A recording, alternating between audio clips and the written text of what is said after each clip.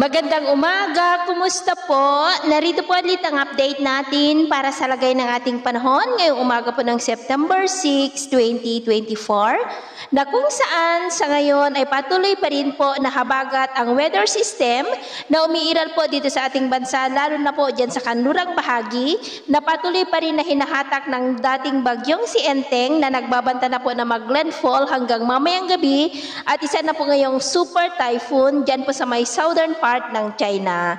Pero sa unti-unti naman po na paglapit ng bagyo sa kalupaan ng China ay unti-unti naman po nitong mahihila ang habagat palayo po dito sa ating bansa. Kaya mararamdaman na rin natin ang unti-unting paghina ng epekto ng habagat at sa susunod na mga oras ay mababawasan na rin ang mga pag-uulan lalo na po this weekend sa mga lugar na pinaulan ng habagat. Samantala ang LPA naman na nasa northeastern part ng ating area of responsibility ay hindi po yan banta dito sa ating bansa. At posible ngayong weekend ay may isa ulit na sama ng panahon na mabubuo sa northeastern part ng ating bansa na posibleng lalakas na unti-unti na manghahatak muli ng habagat. At mula rin sa kumpol ng kaulapan na nandito ay posibleng dito magsimula ang LPA na namamataan sa forecast at lalakas yan by early next week at lalapit po dito sa ating area of responsibility at nagbabanta rin na papasok dito po sa ating PAR at kung bagyo na yan ay tatawagin po sa local name na bagyong Ferdy na mas magpapalakas ulit ng habagat.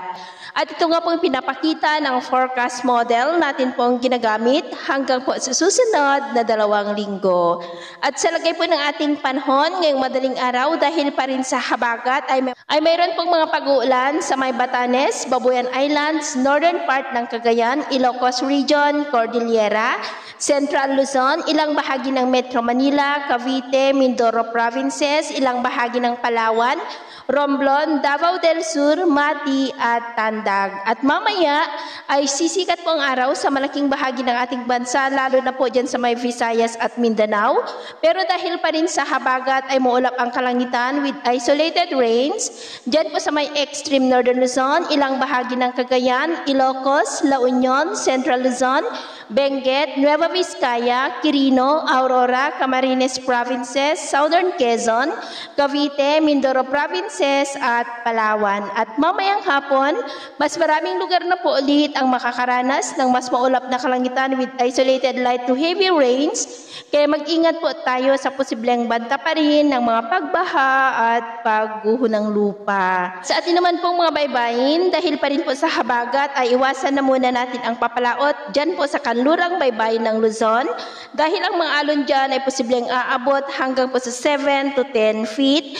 Kaya hanggat maari ay huwag muna tayong papalaot dyan po sa mga may kulay pula para po mas makaiwas sa mga sakunang pangkaragatan. So, ito po ang latest update natin sa araw na ito. At ako po muli si James na nagsasabing, sa kahit anong pagsubok po na darating sa ating buhay, huwag na huwag po tayong mawawalan ng pag-asa. Thank you and God bless!